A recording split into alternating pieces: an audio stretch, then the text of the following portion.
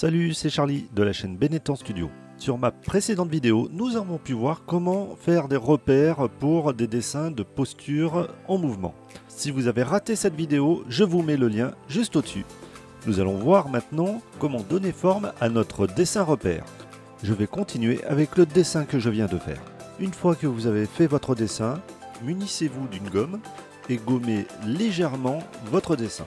Le but n'est pas d'effacer totalement vos repères, mais juste de les rendre suffisamment clairs pour pouvoir bien distinguer entre votre dessin et le dessin que vous allez faire par-dessus. Généralement, les dessinateurs utilisent des crayons de couleur, bleu ou rouge, pour pouvoir faire les repères et après ils appliquent le noir par-dessus. Ainsi, quand on les scanne, c'est encore plus facile de pouvoir supprimer tout ce qui est bleu ou rouge plutôt que le noir. Maintenant que nous avons gommé, nous allons attaquer notre dessin. Donc je suis en train de refaire la tête. Ensuite le cou. Suivi des épaules. Nous prolongeons les épaules pour pouvoir faire les bras. N'oubliez pas de les faire légèrement coniques, surtout si c'est une femme.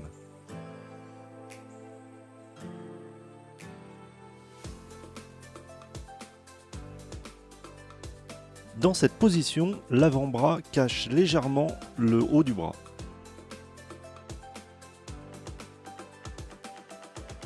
Et enfin, les mains, qui n'est pas mon fort, surtout quand c'est en petit et que je ne peux pas placer énormément de repères.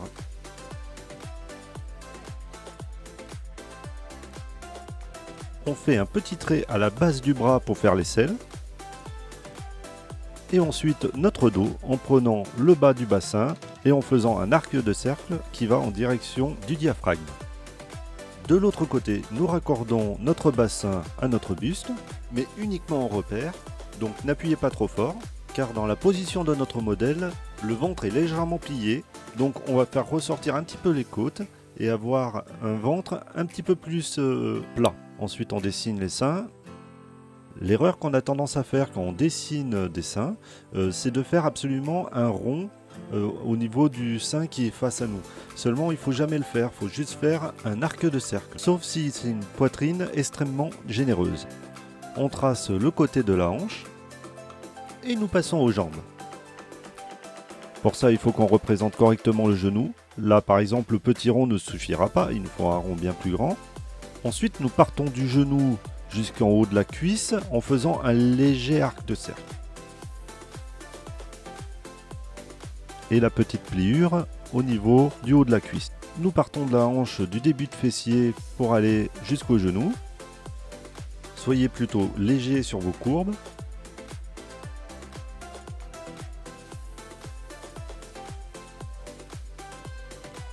Et on recommence de l'autre côté. Le genou, la cuisse.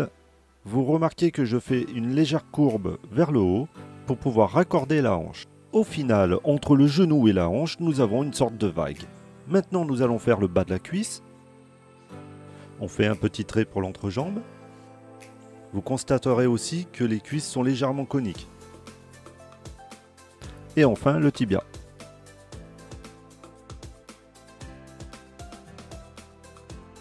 Pour finir avec le pied. Nous finissons l'autre jambe que nous avions mis en suspens. Alors on commence par le tibia. Et ensuite le mollet.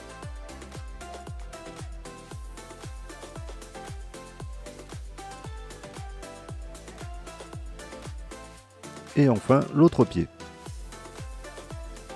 Je ne suis pas très à l'aise non plus pour dessiner les pieds comme vous pouvez le constater.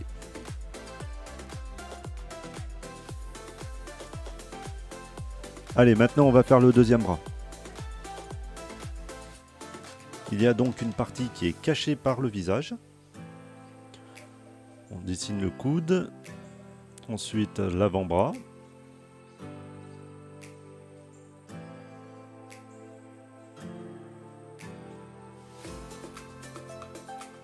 Et ensuite la main que j'ai voulu représenter fermée.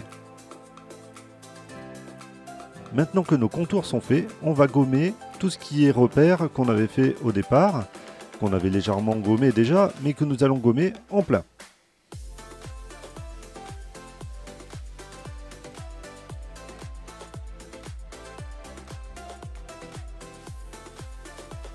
Et enfin, la petite touche qui va vraiment donner un effet de mouvement, ce sont les cheveux.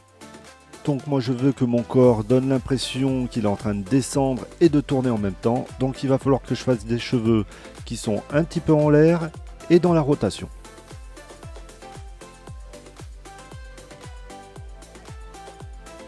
Et voilà, la deuxième partie de ce tutoriel est terminée.